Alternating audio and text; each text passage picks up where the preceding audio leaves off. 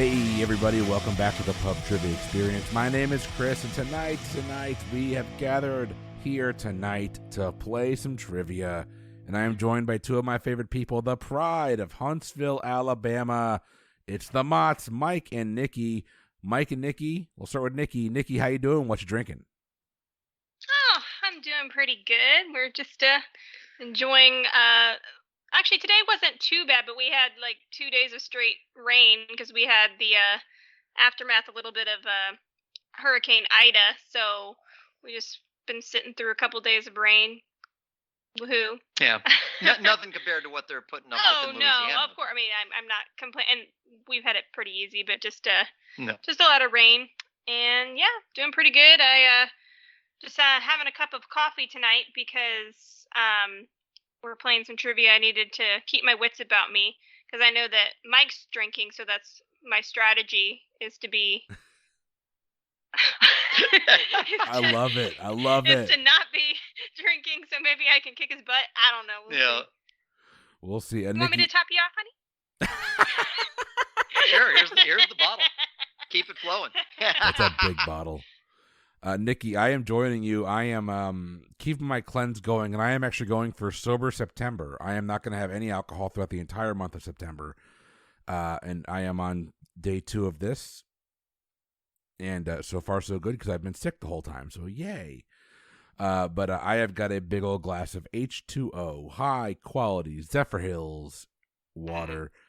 It is delicious. Mike, I saw that brown liquor rumbling around in the bottle. What do you got?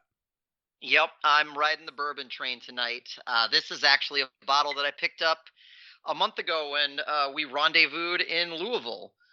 And then we took a little day tour of a couple of distilleries. And the last one on that list was the Bardstown Bourbon Company. And I picked up a couple bottles there. And this is their Fusion series. This is number 5 in their Fusion series, I suppose, according to the bottle. And basically what they do is, as the name implies, they fuse a couple different bourbons with a couple different mash bills and a couple different ages together to make what is frankly a rather tasty bourbon. I wasn't sure that, because I just popped the bottle open. This was the last distillery that we visited that particular day, and I remembered this being pretty good, but I had also visited some other distilleries at that point, so I wasn't sure how much that was going to color that experience. But this is really good. I like it. It didn't help that after visiting the first distillery that day, Tom bought a bottle of 1792, opened it on the bus, and we downed that bottle before we got to Bardstown. So that is a true statement. Yes. I honestly, between you and me, don't remember you buying a bottle of Bardstown. I have no recollection of that. Well, I actually bought 2. Yeah, see, don't remember that at all. Chris is like, don't even remember going to Bardstown. Yeah. We still went and had a nice dinner after that, too. I remember that. I do remember that. Came back. All right. Yeah, really nice steak dinner. It was good. It was. Well, we are here tonight to play a little bit of trivia. And so I have a friend of mine whose name is Susie, who I love to death. She's an awesome person. But her family grew up playing Trivial Pursuit. Susie doesn't necessarily care for it. So she at one point gifted me like 6 or 7 boxes of old Trivial Pursuit cards. So I've got a backup version of the Genus edition. I've got the Baby Boomer edition.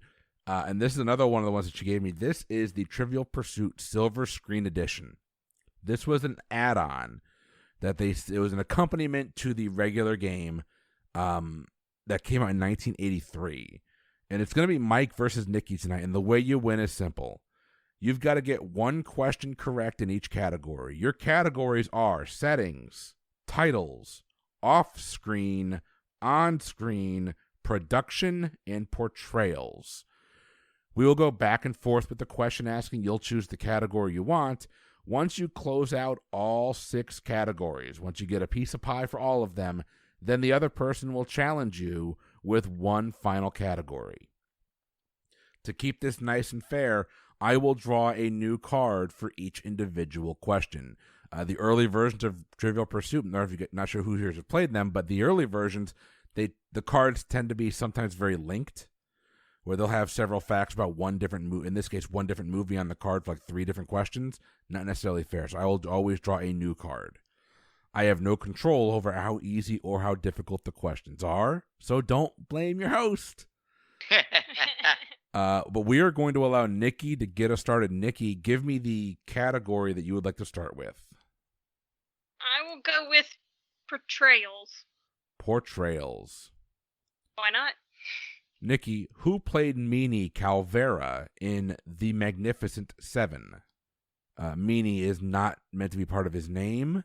That is a descriptor. His name is Calvera. Mimi Calvera in The Magnificent Seven? Correct. It would help if I knew what The Magnificent Seven was. I don't remember that movie. Sorry. That was one my dad made me watch with him. It's a great movie. It is. I mean, I've heard the title. I don't know. But yeah, I don't know. Sorry. Mike, do you have any idea? I actually don't, because I remember seeing The Magnificent Seven, but I don't remember it very well. The first name that popped in my head, which I would just throw out as a guess, is Charles Bronson. But no, it was not Charles Bronson. It was Eli Wallach. Oh, Eli Wallach. Okay. All right, Mike, we are over to you. Give me your category. I'll go with settings. I legitimately have no idea how hard these are going to be. Yeah, I'm already like, yep, I'm gonna die. Well, because Chris, I forget if you said, but this came out in what, 1983? Yes. So all of these are from before two of the three of us were born. Mike didn't tell me when he said you want to play movie trivia that it was gonna be. I said he had the silver screen edition. You're right. I didn't know that meant. I mean, I don't know. You're correct. You just said movie trivia. No, it's true. Mike, here is your settings question. What Mel Brooks movie was set in Rockridge? Oh, Blazing Saddles. Blazing Saddles is a correct answer. Mike has crossed off settings off of the category. Nikki, you're up. All right, we will go with titles. We're going with titles. Good luck. Oh, gosh. Sorry, baby. What classic 1946 British tearjerker had Trevor Howard's doctor falling madly in love with Celia Johnston's housewife? 1946? Yep. All right. Run it by me again. What classic 1946 British tearjerker had Trevor Howard's doctor falling madly in love with Celia Johnston's housewife? So someone's doctor fell in love with a housewife? And the actors were Trevor Howard and Celia Johnston. A British tearjerker. Yep, I don't know. That movie is called Brief Encounter. So brief, none of us remember it. I know. Like that must have been a pretty brief. It was a brief classic too. I know. Never heard of that one. No. I don't even really know the actors. I don't either. Yeah. No, title of my sex tape. We're moving on to Mike. Brief Encounters. Nicely done. I love Brooklyn Nine-Nine. Mike, what category? Me too. I'm just going to work my way down the list. I'll go with titles. What 1977 movie was about muscle man Arnold Schwarzenegger as Mr. Olympia? Oh, no. Oh, no. Title of your sex tape. Right? Oh, my gosh. It's the movie that basically like put him on the map. Oh, gosh, and I cannot remember what it was called. Crap. Yeah, I don't know. It's not it. Bodybuilders. I'm gonna kick myself when I hear it. Bodybuilders is not correct. We're looking for Pumping Iron. Pumping. I was thinking it was iron something. I almost said that. Okay. Darn it. Nikki, what category would you like to go with? I'll go with off screen. Off screen. Here is your question. Why did Marilyn Monroe convert to Judaism? It would have been for one of her husbands, probably. Which one was Jewish? Was Arthur Miller Jewish? Maybe because Arthur Miller was Jewish? Yeah, we'll go with him, maybe. That is a correct answer. It was to marry Arthur Miller. Well done.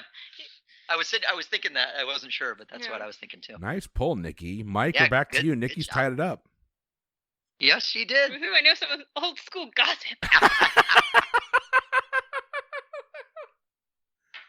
And there's an episode title, Old School Gossip. That's right. What category, Mike?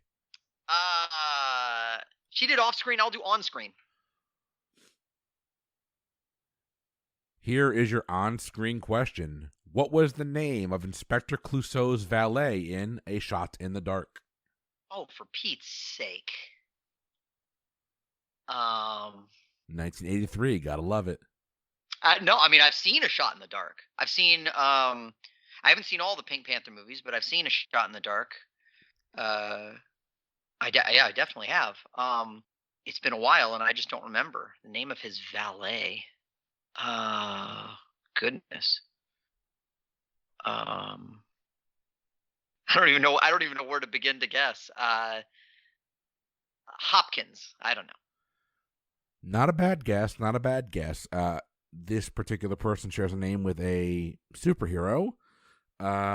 His name, I'm assuming a he, is Kato.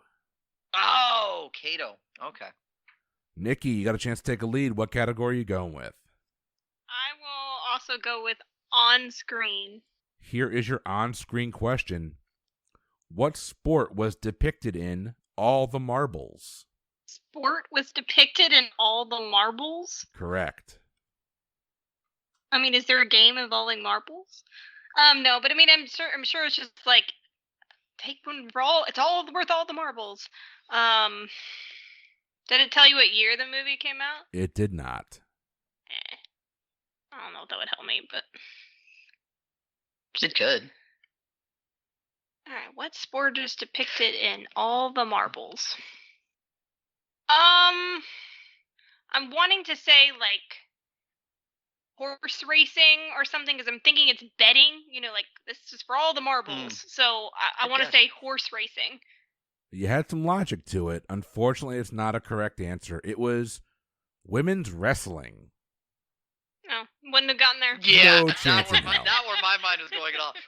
When I think of movies depicting women's wrestling, that's Mike, what do you think of when you think of women's wrestling? Marbles. Marbles. Right? Yeah, not marbles. Huevos? Huevos? All right, Mike, pick your category, sir. I believe the one category we have not done yet is production, so I will go with that. And I'm of the categories, that's the one I'm dreading. So I know there might be a reason for that. Here is your production question. How many millions of dollars did Heaven's Gate originally cost? Oh, goodness. I know exactly what movie you're talking about. I'm making sure we're talking about the movie. That's right. Well, yeah, Hail Bop was quite a few years later. 15, if I'm not mistaken. I know exactly the movie you're talking about. Famous flop. But, it cost a ton of money at that time.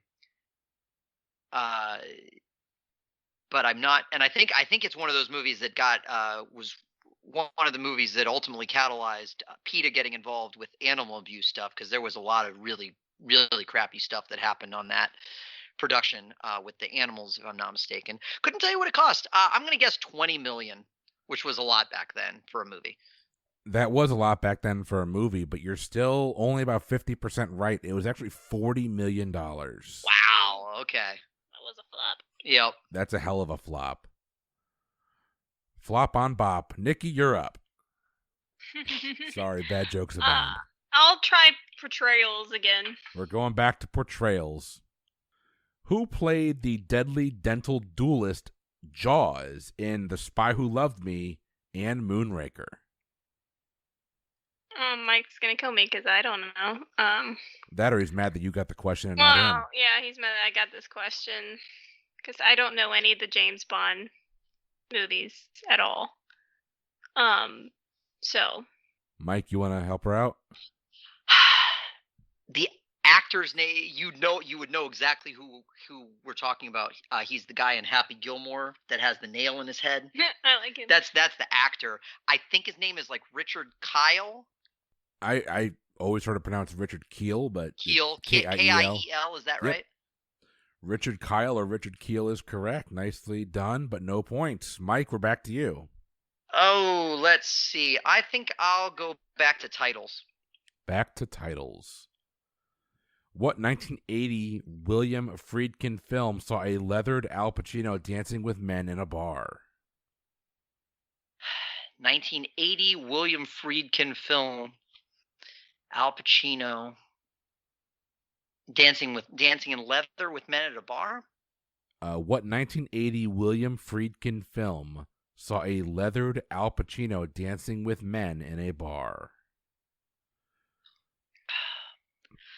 I can name one William Friedkin movie, and it did not come out in 1980. You can name more than I can. And I don't think it would be one of the sequels to said film.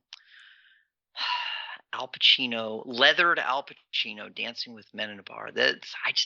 I don't really know that era of Al Pacino very well.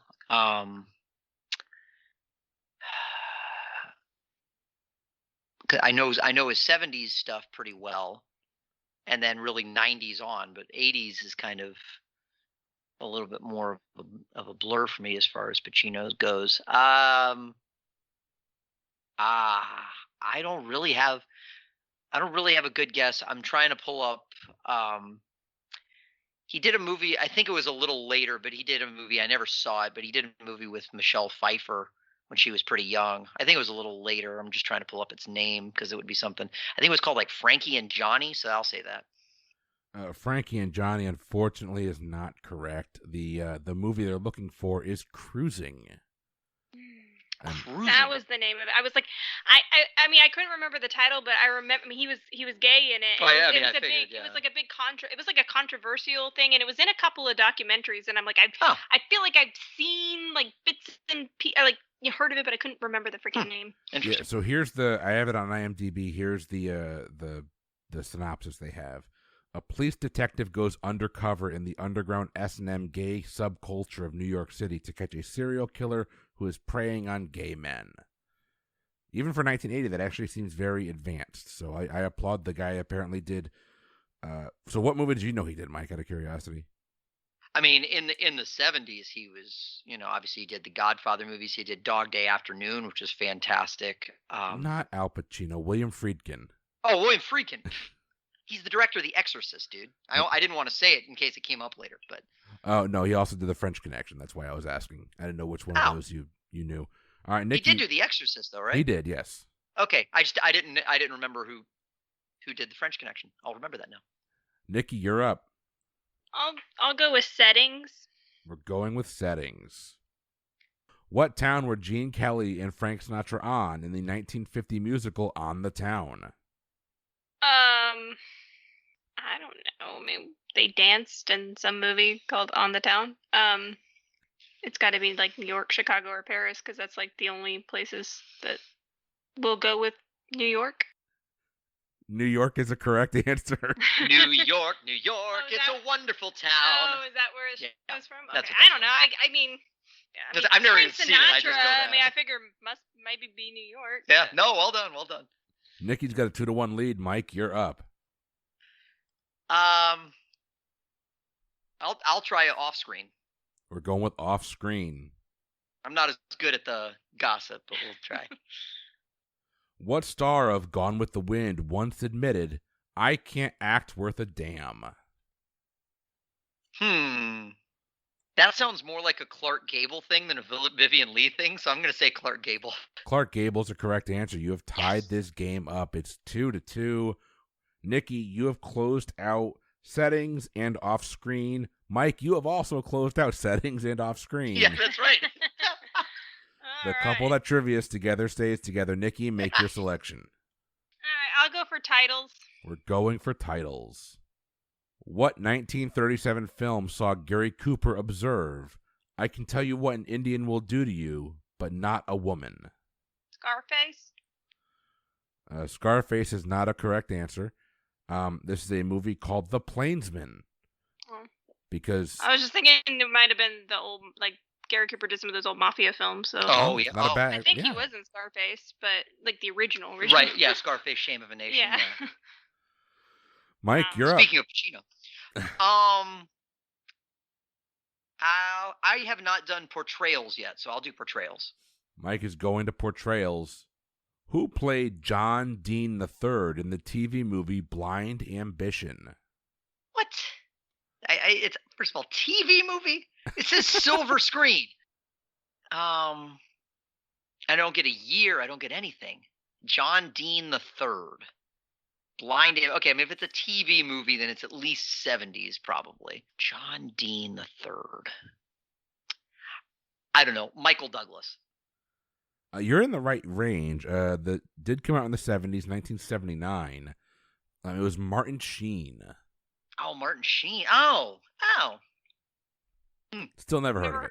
I've never heard of it, but that actually makes sense. Yeah, the only reason I pulled Michael Douglas is because we had that trivia question a couple episodes ago with the streets of San Francisco or whatever that he was in the 70s that none of us had heard of. Oh, that's why that name is familiar. He was special counsel to President Nixon. Oh. Okay. Yeah, John. Yeah. He was. I think he was one of the victims of the Saturday Night Massacre. Really? Okay, I'll Google that Maybe. later. I don't remember. Nikki, you're up. It wasn't an actual massacre. They just fired a lot of people. Yes. I'm aware. I know. Just saying. Nikki, you're up. I will do on screen. Going with on screen. What did Red Skelton and Lucille Ball both sell door to door in the movies? What did what? What did Red Skelton and Lucille Ball both sell door to door in the movies? Sell door to door in the movie? Like what? That doesn't even make sense. I don't know. It doesn't either to me, but Chris is losing it right now. There's just no way to get this right. Cigarettes. I don't know. What do they sell? Cigarettes, sure. Good guess. Something called Fuller brushes. I'm assuming it's a brand of brush. I'm done. That's a you had to been there question, I think. Yeah, from like 1948. Mike, what are we going with? Let's do production. Mike's going with production. What 1933 fantasy adventure, filmed for the then staggering sum of $500,000, saved RKO Studios bacon? 1933. You said fantasy?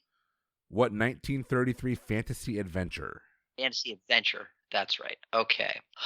Let's see. I'm trying to think. Saved RKO Studio. I mean, the studios I don't think is really going to help me too much. I'm trying to think of like epics that would have come out around, because it doesn't have to be an epic, but it just kind of, because of the high price tag, it suggested it was an epic. 1933 fantasy adventure. My inclination is to think that it would be maybe some kind of like Greek mythology story or something like that, or Roman mythology story. Oh. No. I've been around that time, and I thought that was RKO, but that definitely does make sense. For some reason, Frankenstein popped into my head, but that's not a fantasy adventure. And I don't think it would have had that high of a budget. Let's see. My brain keeps coming back to like Jason and the Argonauts, but that was much later, unless there was an earlier version of it. I mean, could it be something like 1001 Arabian Nights, or something like that? Because that was the sort of way my brain went. I'm trying to think of maybe another Greek or Roman mythology oriented story. And maybe there was an early version of like Clash of the Titans or something like that. I don't know. That sounds good as anything I'm going to get. I'll just say Clash of the Titans. That's fine. Clash of the Titans is not a bad guess. Unfortunately, this movie has been remade multiple times, and it's the only movie I associate with 1933. It's King Kong. Oh, for Pete's sake. Okay. Yep. Oh my gosh, I can't believe I couldn't get there. That's. I guess I wasn't thinking that. I was having trouble going. My brain going that early. Yeah. Again, fantasy adventure. I guess that's sort of accurate for that, but it's yeah. That's all right, Nikki. What are we going with?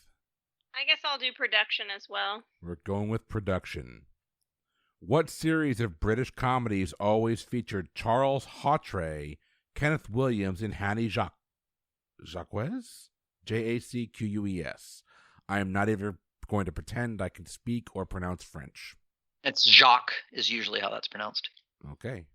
All right. So, what British comedy always featured these people? What series of British comedies always featured Charles Hawtrey, that's Hawtrey, Kenneth Williams, and Hattie Jacques?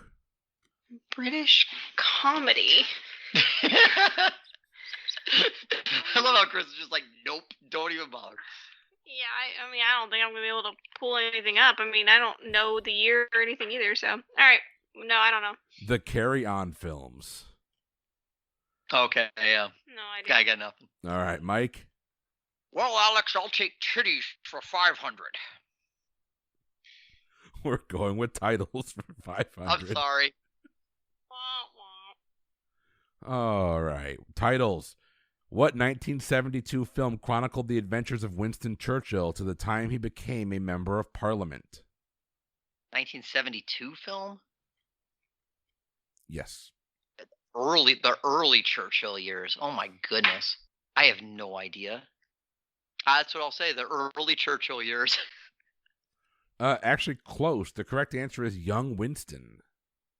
You know, now that you say it, that actually vaguely rings a bell as a title. Okay, all right. All right, Nikki, Oh my goodness. you're up. I'll try portrayals. We're going back to portrayals. Who was chosen over Broadway's Zero Mostel for Tevye in the film Fiddler on the Roof? God, what's his name? Oh my gosh, what is his name? You're right there. Oh my gosh. You're right there. Tuppin or Tupal or oh my god, it starts with a T and I just can't think of it right now. Oh, hold on, I'm gonna get there. Paul, like Tupal. Oh god. I'm going to give it to like you. that? I'd give it to her. She's really close. Okay, what is it? It's Topol. Topol. Okay, yeah. Yeah, she said Topol. It's like It's Topol, Topol. I actually don't know how it's Yeah, pronounced. I don't either, but Topol. So I'm giving it to you. She knew it. I I'd knew give it to who her. it was. Well Nikki, done. you're halfway home. Mike, you're trailing to your wife. What are we going with? Let's see. I've got settings and off screen. I will go on screen. We're That's ironic because those are two of the categories that I thought were going to be harder for me. Well, here you go. On screen, what did Kris Kringle leave behind at the end of A Miracle on 34th Street? Oh, on screen, I love you. It was his cane. His cane or his walking stick is a correct His walking answer. stick. Correct, yeah. Okay. The thing that he used to hit the dickhead psychiatrist over the head with. Mm-hmm. All right, Nikki, you've got titles, on screen, and production remaining. Which category are you going with? I'll try on screen. On screen. What was the trait of inhabitants of Shangri-La? What was the trait of inhabitants in Shangri-La? Correct. I don't. You can get there. If it's what I'm thinking, I think you can get there. I don't understand the question. It doesn't really. I don't get it. Like You said trait, right? the trait of inhabitants. Correct. I mean, It's just like traits. If it's what I'm thinking, traits a kind of weird way to put it. I mean, But I also don't know if it's what I'm thinking, so I shouldn't. I mean, criminal. I don't know. Like, yeah, I'll go with criminal. Unfortunately, not a correct answer. Mike, do you have a guess? My guess was that they're immortal. That is correct. They are immortal. Yeah. Do you know that from the book or the movie? There's a book. Apparently, I had to Google it. There's a movie. I mean, I just think of Shangri-La as like this idyllic, happy place, Yeah, and it made me think that they were probably it's, had like eternal based life on or the- eternal youth or something. The book Lost Horizon, Oh, okay. which was, in fact, a movie. So, all right, we're going over to Mike. What category are you going with? I'll go with portrayals. Who played the teenage hooker Iris in Taxi Driver? A role that, if I'm not mistaken, is one of the things that led John Hinckley to ultimately shoot Ronald Reagan in a very bizarre sequence of events and a disturbed mind. But it was Jodie Foster. Jodie Foster is a correct answer. We're back to Nikki. What is it? titles I don't have? All right, I'll try titles. We're going with titles. What film set Drew, Ed, Bobby, and Lewis off on a weekend trip? Repeat, please.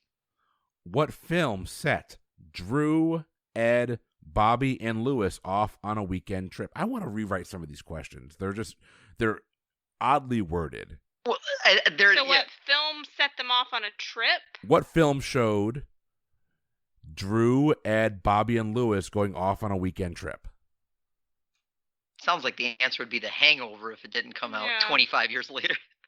I don't know. I mean, gosh, those are pretty generic names. I'm trying to think of a bunch of guys. There's no year or anything. Nope. So I guess it's you just don't know those characters. You don't. That's why when Chris was saying that, I was thinking a lot of these are just if it goes, oh yes, I remember that film, then it's right there, and then but if you don't, you don't. I don't know. We'll say maybe it's one of the original Ocean's movies or something. Ocean's 11. Good guess. Unfortunately, not a correct answer. When you said this is one of those hangover movies, I'm like, well, yeah, but if you've seen this movie, you definitely remember this movie. Those are the name of the 4 men in Deliverance. Oh, I've seen that movie, and I could not have told you those. I've seen the movie and read the book, and could not have told you those were their names. Yeah, that's the thing.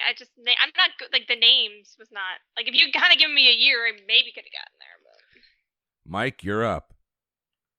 I need production and titles. Is that correct? I have you needing titles and production. Correct. I'll do production. What film teamed Ronald Reagan, Diana Lynn, and Peggy?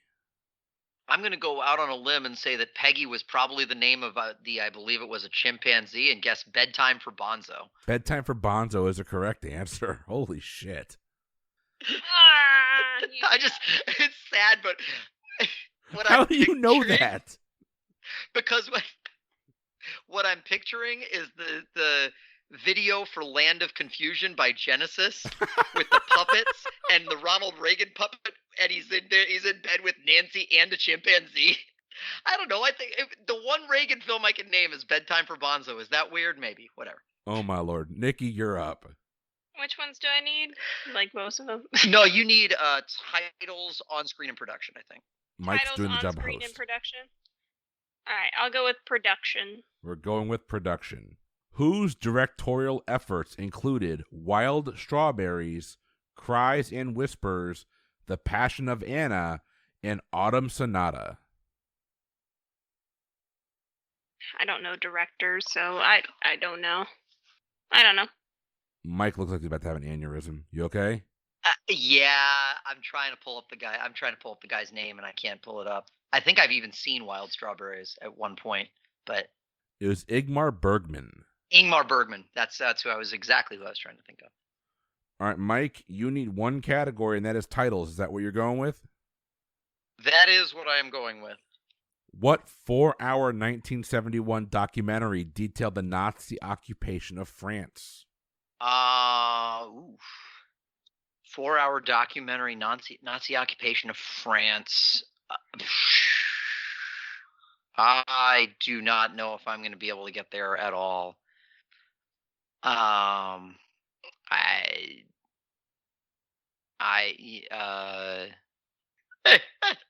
tell you what my brain just did.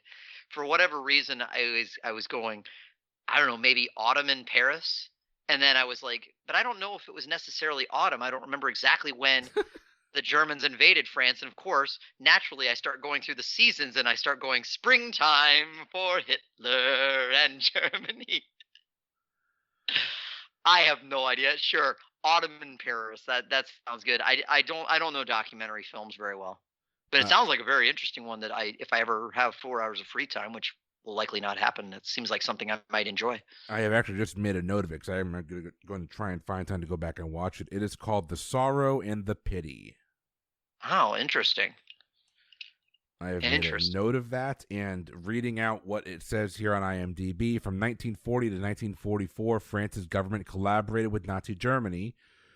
And this film features or mixes archival footage with 1969 interviews of a German officer and the collaborators and resistance fighters of the Clermont-Ferrand.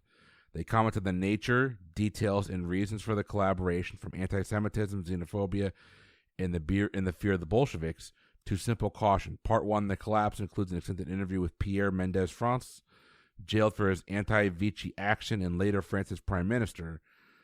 Okay. Yeah, because I always forget, and I'm going to expose my ignorance a little bit here, but was the Vichy government, was that, because I know the Vichy government, but was that the one that collaborated with the Nazis, or Yes. was that the other government that was kind of trying to keep non-Nazi France, or not Nazi France, but non-collaborating with Nazis France alive? I can't never remember which one it was. Was that the one run by Charles de Gaulle, or not run by, but that de Gaulle was part of? It's all that is a period of history that I would really love to delve in more. I read a very, very long and very interesting book about it when I was in high school, but I didn't understand any of it. No, so the Vichy government is the one that was collaborating with Russia. There you go, with Germany. And that's what I thought, because I had a more negative connotation with it. So, but I wasn't 100% sure. It says headed by Marshal Philippe Pétain. During World War II, the regime was authoritarian, xenophobic, and anti-Semitic, and traditionalist in nature. Officially, quote-unquote, independent, it adopted a policy of collaboration with Nazi Germany. Yep. You want to talk about a crazy period of time. I think about that time period so much, and how in the world the New World Order managed to survive and emerge from that is just flabbergasting to me to this day. And it took a lot of luck, or providence, or whatever you want to call it, and a lot of really, good strategy and everything else. But I don't know, that's such an amazing period of world history that we kind of forget isn't all that far past. No, it's less it's than not. a century. It also kind of brings to mind exactly how, I don't want to say not black and white, but how different people felt at that point in time, even Absolutely. in a country that had just been overrun. Absolutely. But we're going back to Nikki. Nikki, you're up. What category do you want? You still need titles, on screen, and production. I will go with titles. What 1967 exploitation film followed Peter Fonda through an LSD experience? Yeah, I don't know. Yeah, I've never heard of this movie, but it actually makes sense when you hear the title. The title is called The Trip. Huh. I was sitting here thinking Easy Rider was a couple years later, but that also follows Peter Fonda through an LSD experience. Him and Dennis Hopper, both. But all right, Mike, we're going over to titles for you. Here is your question. What 1961 film featured the line, "Eddie, you're a born loser"? Eddie, you're a born loser. 61.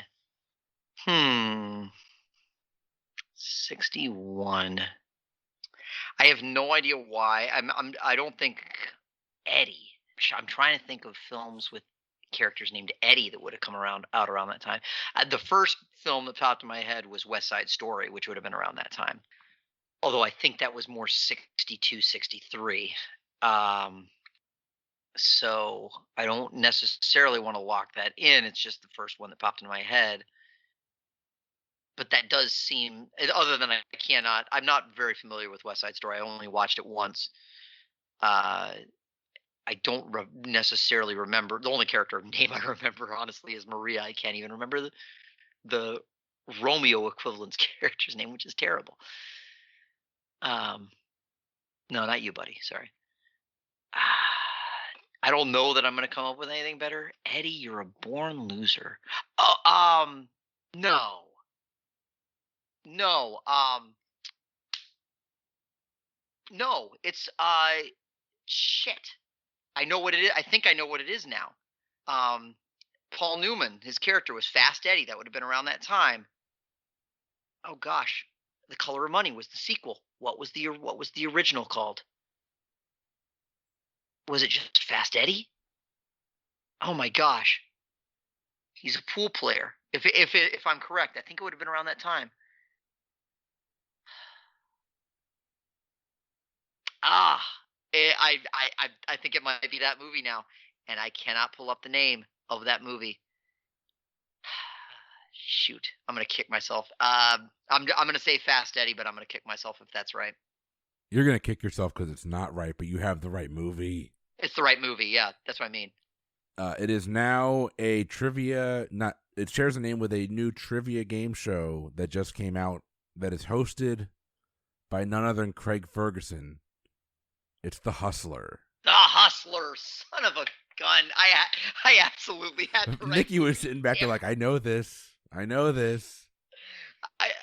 I can't believe I got there, but I still couldn't get there. Yep. All right, Nikki, you're up. It also shares a name with the newspaper of my alma mater. Damn it, I really should have gotten that. I'll go with production. We're going with production. What was the theme song for The Grapes of Wrath? What? It had a theme song? It had a theme song? Apparently it did. I don't know. Actually, I have a guess, but... I don't know. I don't know what the theme song was for Grapes of Wrath. I've actually never seen it. Like, I've read bits and pieces of the book, but I've never watched the movie. The answer is apparently the Red River Valley. Oh, okay. Never heard of it. I was going to guess The Ghost of Tom Joad, but I'm pretty sure that was a Bruce Springsteen song that came out about 50 years later. And we are over to Mike. Mike, we're going back to titles. So, what 1952 movie saw Amy Kane getting mighty nervous as lunch hour approached? What? Amy Kane getting mighty nervous as lunch hour approached. 1952 movie? Correct. Good grief. They were really cute with their question writing, and it's driving me freaking crazy. I know, but it's I understand, but I actually really like the question writing because when you know the film, it kind of takes you into the film, and it's kind of fun. Unfortunately, in this case, I do not know the film. I will say the irony of this is I legitimately looked at this list and went, titles, that's going to be my easiest category.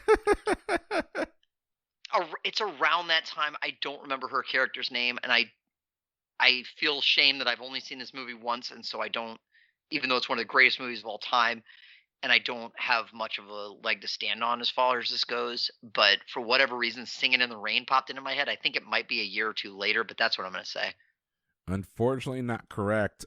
This movie starred Lloyd Bridges, but the two main stars were Gary Cooper and Grace Kelly. High Noon. It's High Noon. Damn it. Lunch hour. Yep, Lunch Hour. Darn it. All right, Nikki, what are we going with? Just on screen. Good luck. I'm sorry, baby. What was the name of Velvet Brown's horse in National Velvet? What was the name of Velvet Brown's horse in National Velvet? Correct. Brown. Oh, obviously the answer is Piebald. Piebald. Oh my God. Why have I heard of that? I don't know. Was it based on a true story? Was it like a Triple Crown winner or something? It might have been. I still have no idea. Because I've heard the horse name. I would never have gotten it, but once you said it, I'll go, oh, Piebald. That's a name of a horse that I know, and I don't know. I don't know. It very well might have been. We can look that up later. But we're gonna move on, Mike. I'm assuming you're going with titles. I will go with titles. Yes. What Woody Allen film had Isaac writing a novel about a quote-unquote black and white town pulsating to the tunes of George Gershwin? I've seen, it's interesting. I've actually watched a decent number of Woody Allen films. I'm not a huge Woody Allen fan, but I've always at least found his films interesting enough to enjoy once. When I think of a black and white town and a Woody Allen film, I think of Manhattan. So that's what I'm going to say. And Manhattan is a correct answer. And with that, that puts Mike in the money. Nikki, you'll get to choose whatever category you want for him next round, but it's your turn right now. What category are you going with? I will go with production. And yes, I've absolutely gotten easier questions than you this game. All right, here is your production question. What film marked Steve Martin's first starring role? Steve Martin's first starring role? I love this movie. Would it be The Jerk? The Jerk is a correct answer. Well Nicely done. He hates these cans. I don't need you. I just need this lamp. I'm a poor black I was child. born a poor. Oh my gosh. So funny side story about the jerk that I'm just gonna tell real quick. The first time I saw that was actually with my mother as a full grown adult when she came to visit when I was living in Florida. And the reason we rented it is because my mom felt like she had never actually seen it, because she said they rented it as a family when she was visiting my dad's brother and his wife, in the early 80s, after after we kids had gone down. And she said she stopped watching the movie and started watching my uncle because he was laughing so hard throughout that entire movie. It's a really And good movie. she's like, I didn't get it, but he thought it was the funniest thing, and so I just started watching him instead. That's an amazing movie, though. Oh my gosh. Nikki has officially made this a ball game again. We are going over to Nikki. You get to choose which category do you want Mike to try and answer. I'm gonna go portrayals. Oof. All right. Here is your portrayals question. Who played the deranged Archer Maggot in The Dirty Dozen? Oh my gosh. See, and here's what's funny. The very first question was about the Magnificent Seven, and now here's the Dirty Dozen question. I watched both of these with my dad, and I always get these mixed up, even though one's a Western and one was World War II. But I always get them mixed up just because it's kind of, in a very, very broad sense, the same concept of these teaming of people. Dirty Dozen. The Archer Maggot. So I believe the character's name is Archer Maggot, and he is being described as deranged. Okay. And weirdly, because I get these two mixed up, my instinct is to go back to what my guess was for the Magnificent Seven and say Charles Bronson again, because I don't know. Charles Bronson, not a correct answer here either. It was Terry Savalas. Telly Savalas. Did I say Terry? It is definitely Telly. Yeah. It's the Moops. It's the Moops. All right, Nikki, we're back to you. You have got titles and on-screen remaining. All right, we'll try on screen. We're going with on-screen. What 3D movie did Richard Sherman take the girl to see in The 7-Year Itch? I mean, I remember that movie. Me too. But I probably for different reasons. But I mean, what three? I didn't even know they really did 3D movies back in the 50s like that. I have no idea. The movie they went to see is a movie I have actually seen. Mike, I think you went with us to see it at Tampa Theater with organ accompaniment. Nosferatu? No, it was The Creature from the Black Lagoon. I didn't go to see. We went to see Nosferatu. I didn't see The Creature from the Black Lagoon. What year did The 7-Year Itch come out? 54, probably. He said it wasn't from the 50s. Well, the movie they went to see was. I'm talking about, but I thought because they were in the 50s, the movie was in the 50s. It was the movie they went maybe to Creature. go see. Yeah, but I think Creature from the Black Lagoon was like the 30s. The question was asking what movie did they go see in The 7-Year Itch. But it was in 3D. Well, that's what I was. That's what I was. I was just like, I didn't know they even had three. I meant in the 50s because they were in the 50s watching the movie. The first 3D craze was actually in the 50s. A lot of those creature. I mean, it wasn't good. So maybe 3D. it was like they redid Creature in the Black Lagoon in 3D. I don't remember. I don't remember. They did a lot of creature. I was going to guess the Blob. I've seen 7-Year Itch, but it's been so long, I don't remember many details. I think it's right after they go see that movie that the famous scene with her skirt getting blown up is when that happens, but I could be wrong. Mike, we're back to you. Nikki, what category do you want him to take? How about titles? You seem to struggle. I still haven't gotten titles first. We're going with titles. Mike, here's your question. What 1955 film featured the boast, "We'll give him the old Crockett charge"? We'll give him the old Crockett charge? That sounds a lot dirtier now than it did back then. No. I think I know this one. I think it's The Alamo. Right person, wrong movie. Oh, no! The name of the movie is Davy Crockett, King of the Wild Frontier. Oh, man. The Alamo's right around that same time. Yeah, I was going to say The Alamo. I legitimately thought I'm glad because I almost turned to Nikki and said sorry before I gave that answer because I thought for sure that was the winner. Damn it. All right, Nikki, which one are you going with? I will go with titles as well, I guess. So I have on-screen and titles as the only two. Yeah, I think so. Yep. Here is your titles question. What Alfred Hitchcock film featured the prophetic line, They also pay who meet in the hotel rooms? What? They also pay who meet in hotel rooms? They also pay who meet in hotel rooms. That's what the card says, but I don't think that's the actual line. Are you sure this is an Alfred Hitchcock movie? Because it sounds like Stanley Kubrick. Yeah. I knew once I picked up this card that was coming. I'm assuming it is Psycho because it's a hotel. Like I'm thinking like the Bates Motel. So Psycho? Psycho is the correct answer. Yeah. I don't remember that line. I was literally sitting here going, shoot, I really need to work in a Kubrick reference at some point. Then it played right into my hands. Well done, well done. Oh, I don't know why I'm taking that from you. You have my fate in your hands. What was it? They also meet who?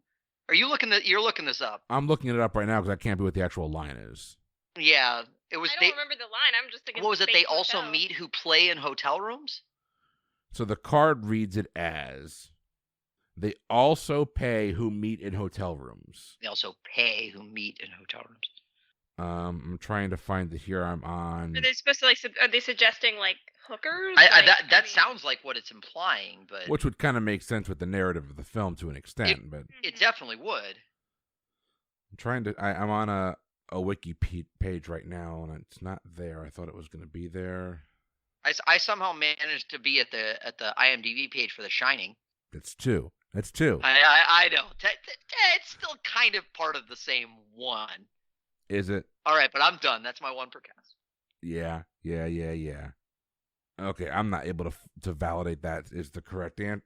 It's the correct answer. I can't validate that's the correct totality of that phrase. But Nikki has crossed one more off, and you have managed to bring back Nikki. You're only missing on screen right now. Mike, what are you going with?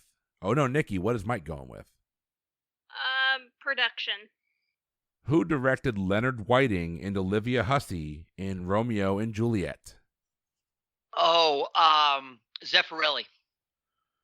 Franco Zeffirelli is the correct answer. And with that, Mike, you are our silver screen champion. Nicely done. Nikki, nice comeback. That was actually, to me, I thought it was going to be a lot more obscure stuff. It was a pleasant mix of, I mean, granted, because Nikki got most of the obscure questions, but I thought it was a pleasant mix of a little bit more obscure stuff with a little bit more stuff that even to this day has still held up and is still the type of stuff that cinephiles would know. So I mean, yeah, some of them I enjoyed a lot of those questions. Nikki definitely got the short end of that stick though, because my God, her questions were harder than yours. She had some brutal questions. It was fun. I mean, it was a fun game. But hey, you know what? We're here. We're having some fun, playing some trivia. One of us is having a drink or two or three at this point. I haven't even been counting because I've been topping myself off before my glass has been empty. Yeah, my strategy didn't. But honestly, it's not that much because my bottle's still mostly full. It's probably a grand total of 2 drinks. That's not bad. Not bad. Yeah. But listen, everyone, we enjoy putting the show on for you. We hope you enjoy listening. If you want to support the Pub Trivia Experience, head on over to patreon.com/PTEBB. That is your home for all of the bonus content for both the Pub Trivia Experience and Boozy Bracketology. It's a great way to show some financial support and let us allow us to keep bringing you this awesome content on a regular basis. Find us on Facebook, The Lounge, fans of Pub Trivia Experience and Boozy Bracketology. Come on there, have a good time with us. Tell us what you're drinking. Tell us what you think of the episodes that you're hearing. Find us on Instagram Pub Trivia Experience Twitter at PubTriviaPod due to those damn character limitations. For the Pub Trivia Experience, I have been Chris. I've been Nikki. And I've been Mike. Have a good one.